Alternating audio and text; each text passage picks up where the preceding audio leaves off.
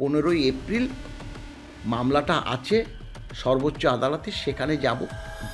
যেভাবে ডিএটা দেওয়া কথা ছিল সেভাবে দেননি কেন, তার তো উত্তর দিতে হবে।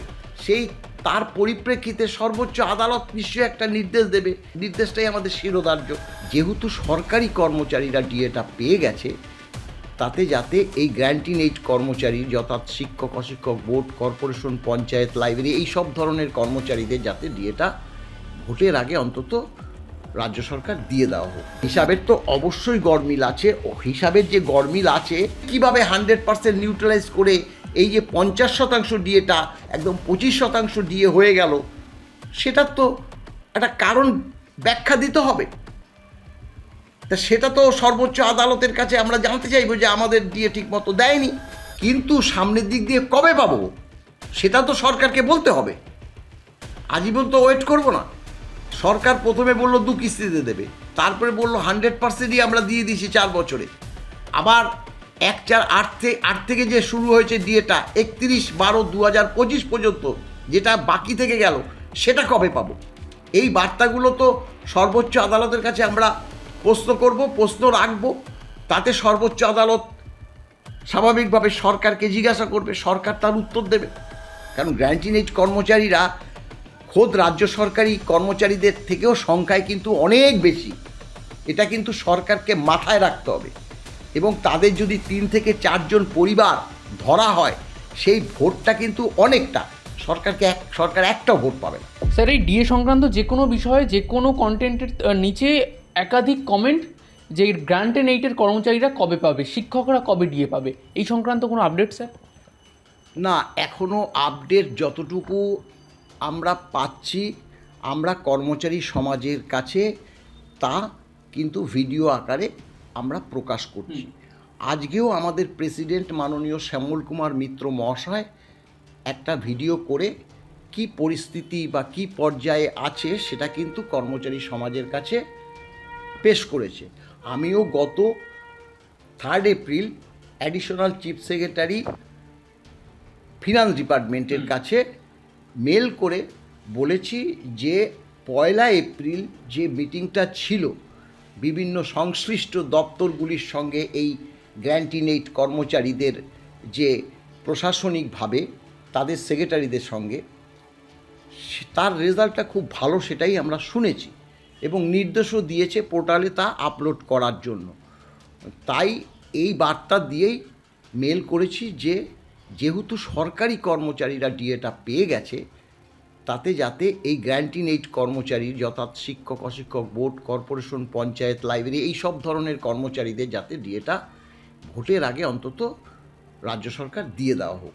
যদি এও বলেছি, যদি সম্পূর্ণভাবে হিসাবটা নাও হয়, সরকারি কর্মচারীদের যে বেসিক সেটা ধরে যেই অ্যামাউন্টটা হয়েছে সেটা অন্তত দিয়ে দেওয়া হোক। কম বেশি হলে সেটা পরবর্তী পর্যায়ে তো বাকি রয়েছে, পরবর্তী পর্যায়ে তা অ্যাডজাস্ট করলেই হয়ে যাবে। এছাড়া তো আমরা আর কিছু করতে পারছি না, সরকারকে বার্তাই দিতে পারছি। এখন আর করার আছে সেটা হচ্ছে সর্বোচ্চ আদালতে, সেটা 15ই এপ্রিল মামলাটা আছে সর্বোচ্চ আদালতে, সেখানে যাব। কোন ফর্মুলাতে দেওয়া হবে এটাও একটা আমাদের কাছে কারণ। মামলাটা স্যার কি সংক্রান্ত হচ্ছে সর্বোচ্চ আদালত যে নির্দেশ রাজ্য সরকারকে দিয়েছিল ইমিডিয়েট 25% ডিএ এবং 6 মার্চ সরকারকে বলতে হবে ফার্স্ট ইনস্টলমেন্টটা কতটা দেবে। এই দুটো কোনো মতেই যাতে 31শে মার্চ 2026 মানে মধ্যে হয়ে থাকে, কিন্তু সরকার তার মান্যতা দেয়নি। সরকার করেছে কি, সেটা একদম 16 জানুয়ারি থেকে 19শে ডিসেম্বর পর্যন্ত তারা নিজস্ব একটা ক্যালকুলেশন করে সরকারি কর্মচারীদের কাছে পাঠানো শুরু করেছে। অর্থাৎ সর্বোচ্চ আদালতের কাছে যে নির্দেশ সরকারকে দিয়েছিল সেটা মান্যতা দেয়নি। আমরা সেই কারণেই কিন্তু বহুদিন আগেই আমরা আদালত অবমাননা যে করেছে সেটা তুলে ধরেছি সর্বোচ্চ আদালতের কাছে। এবং সর্বোচ্চ আদালতও একটা ডেট দিয়েছিল এই 15ই এপ্রিল 2026 যে সরকার কতটা ইমপ্লিমেন্ট করলো তার বার্তাটা কিন্তু ওই যে 15 তারিখ দিতে হবে। তাহলে নিশ্চয়ই জানতে চাইবে যে আমরা বলেছি এইভাবে, আপনারা দিয়েছেন এইভাবে, যেভাবে ডিএটা দেওয়া কথা ছিল সেভাবে দেননি কেন, তার তো উত্তর দিতে হবে। সেই তার পরিপ্রেক্ষিতে সর্বোচ্চ আদালত নিশ্চয়ই একটা নির্দেশ দেবে, সেই নির্দেশটাই আমাদের শিরোধার্য। সেই কারণেই 15ই এপ্রিল মামলাটা একটা ভাইটাল মামলা। এখনো পর্যন্ত স্যার এইখানে দাঁড়িয়ে, এই দিনে দাঁড়িয়ে কি কি কনফিউশন রয়েছে লোকের মধ্যে? মানে মানুষ এতটা চিন্তাগ্রস্ত কেন, না একমাত্র ভীতগ্রস্ত কেন? না বলছি যেটা খোদ সরকারি কর্মচারীরা এখন আর চিন্তাগ্রস্ত না। তাদের শুধু একমাত্র চিন্তাগ্রস্ত যে ব্যাংকগুলোর থেকে যাদের পেনশন হয়, অর্থাৎ কলকাতায় যারা থাকে তাদের ব্যাংকগুলো থেকে পেনশন হয়, সেই ব্যাংকগুলোতেই ক্যালকুলেশন হচ্ছে।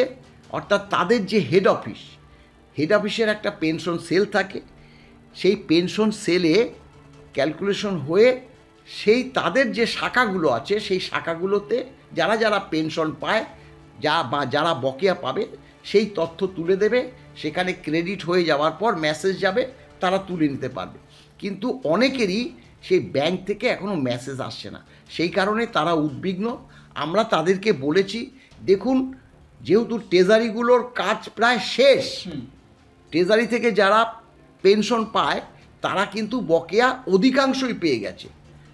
কিন্তু স্যার এই বকেয়া অধিকাংশ পাওয়ার মধ্যে হিসাবের কোনো গরমিল রয়েছে? হিসাবের তো অবশ্যই গরমিল আছে।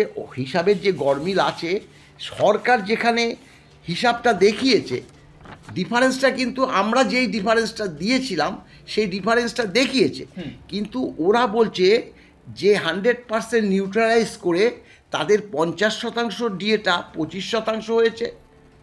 হ্যাঁ, তারপরে 57টাও 25, 51টাও 25, 54টা হয়েছে 29, 42 15, 48% যেখানে বকেয়া 15, 29টা 18 এবং আবারও 39টা 18, 29 ও 18 যেখানে 29% দিয়ে আমরা পাওয়ার কথা সেটাও 18, 39টাও 18 হয়েছে। এইটা আমরা বুঝতে পারছি না, সেটা আমাদেরকে বুঝিয়ে দিতে হবে কিভাবে হয়। কারণ ঘটনাটা হলো এই যে এআইসিপিআই ওই সময় এই টাকাটাই তো দিয়েছিল, বরং আমরা যদি ইন্টারেস্ট ক্লেম করতাম বা সর্বোচ্চ আদালত যদি ইন্টারেস্ট চাপিয়ে দিত তাহলে তো আরও বেশি হতো। আমরা তো সেটা ক্লেম করিনি। আমরা বলেছি ওই যে 16 সালে বা 1/4/8 যে ডিএটা এআইসিপিআই অনুসারে হয়েছিল, যে ডিএটা কেন্দ্রীয় সরকারি কর্মচারীরা, যে ডিএটা এ রাজ্যের সরকারি কর্মচারী দিল্লি চেন্নাইতে তারা কাজ করছে পেয়েছে, সেটাই আমরা ক্লেম করছি। আমরা তো অতিরিক্ত ক্লেম করছি না, আমরা তো ইন্টারেস্ট ক্লেম করছি না। তাহলে কিভাবে 100% নিউট্রালাইজ করে এই যে 50% ডিএটা একদম 25% ডিএ হয়ে গেল, সেটার তো একটা কারণ ব্যাখ্যা দিতে হবে। তা সেটা তো সর্বোচ্চ আদালতের কাছে আমরা জানতে চাইবো যে আমাদের ডিএ ঠিক মতো দেয়নি। এখন সর্বোচ্চ আদালত কি বলে দেখা যায়। মানে স্যার এখনো পর্যন্ত এই মুহূর্তে দাঁড়িয়েও রাজ্য সরকার কোনোভাবে হোক মরিয়া একটা চেষ্টা চালাচ্ছে যাতে এই অধিকারের পেনশনটা না দিতে হয়। ব্যাপারটা হলো রাজ্য সরকার সর্বোচ্চ আদালত থেকে বাঁচতে চাইছে। আমাদের যতটা কম দিয়ে পারে ভুজুং ভাজুং দিয়ে সর্বোচ্চ আদালতের কাছ থেকে বাঁচতে চাইছে। হ্যাঁ, মানে 31শে মার্চের মধ্যে ডিএটা দিয়েছে সে কথা বলবে কি, কিন্তু 31শে মার্চে আমরাও জানি যে 31শে মার্চের মধ্যে ডিএ হয় না, এপ্রিল মাস হয়ে যায়। সেটাতে আমাদের কোনো আপত্তি নেই, এটা স্বাভাবিক নিয়মে। যেহেতু ইয়ার এন্ডিং সেটা এপ্রিল মাস থেকে শুরু হয়ে গেছে, এটা বাঁচতে চাইছে। সেই কারণে 31 মার্চের মধ্যে আমরা ডিএ দিয়েছি এই কথাটা বলতে চাইবে।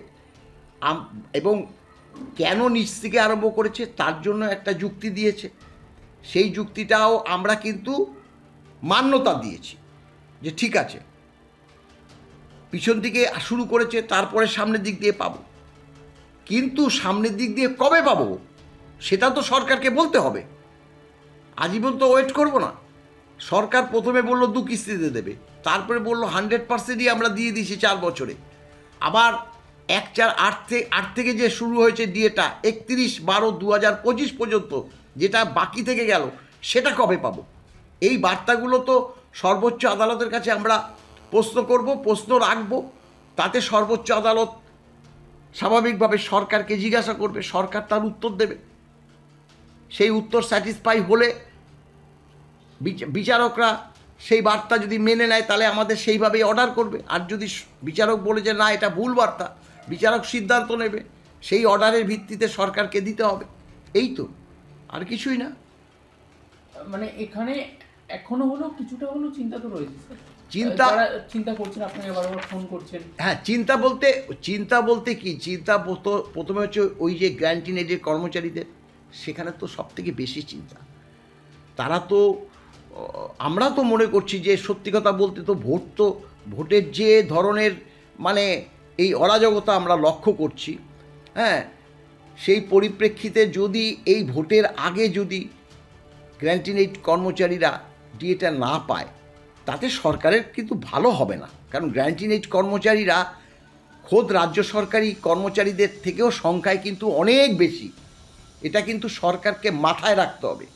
এবং তাদের যদি 3 থেকে 4 জন পরিবার ধরা হয়, সেই ভোটটা কিন্তু অনেকটা সরকার একটাও ভোট পাবে না। এগুলো সব বিরোধীদের দিকে চলে যাবে। সরকারকে যাতে এই কথাটা মাথায় রাখতে হয়। তাই তো আমরা বলছি যে ভোটের আগে যাতে সরকার এই গ্র্যান্টিন এইড কর্মচারীদের ডিএটা দিয়ে দেয়। এবার আর উদ্বিগ্নের কারণ হচ্ছে ওই একটাই, যারা খোদ রাজ্য সরকারি কর্মচারীরা আমাদের ফোন করছে, তারা বলছে মলয়বাবু আপনারা যেটা হিসেব করে দিয়েছেন সেই হিসেবে তো রাজ্য সরকার দেয়নি। আমরা বলছি দেখুন এটা নিয়ে আপনাদের কোনো চিন্তা করার কারণ নেই, এই ব্যাপারটা আপনারা আমাদের উপর ছেড়ে দিন। আমরা জানি সরকার নির্দিষ্ট নিয়মে দেয়নি, সে ব্যাপারটা সর্বোচ্চ আদালতে আমরা নালিশ জানাবো। সর্বোচ্চ আদালত যা বলে সেটাই আমাদেরকে মেনে নিতে হবে। কারণ সর্বোচ্চ আদালত তো সব থেকে মানে যা বার্তা দিয়েছে সেই মতোই আমরা ডিএটা পাচ্ছি। সর্বোচ্চ আদালতের নির্দেশ আমাদের শিরোধার্য।